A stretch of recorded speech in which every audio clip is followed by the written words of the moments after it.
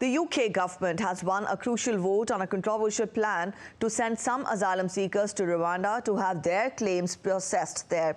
But several MPs from the governing Conservative Party abstained from voting and say that they'll try to amend the legislation next year. DD India's Olly Barratt reports from London.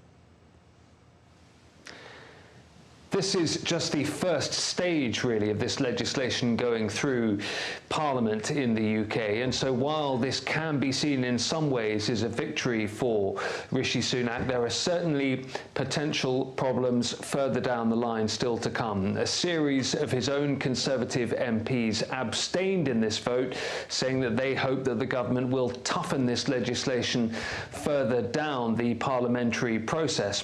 But on the left and the moderate centre wing of the Conservative Party, quite a lot of Conservative MPs are saying, well, if this legislation is toughened any further, then we won't be able to support it anymore. So the Prime Minister still has a huge battle on his hands, seeing this legislation finally passed when it gets back to Parliament early next year. He insists that it's a policy that can work, it's legislation that is nearly watertight, and that therefore planes can get up and running in the new year to Rwanda with asylum seekers on board, and that this scheme therefore can begin to work as a deterrent against illegal migration. Critics of the policy say it simply won't work. The opposition Labour Party calls it a gimmick.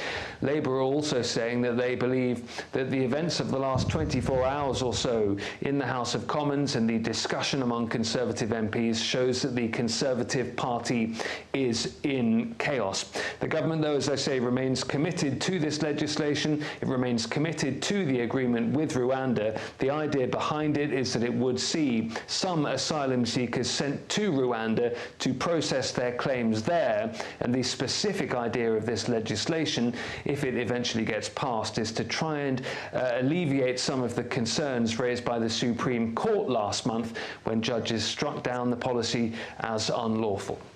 Olly Barratt in London, reporting for DD India.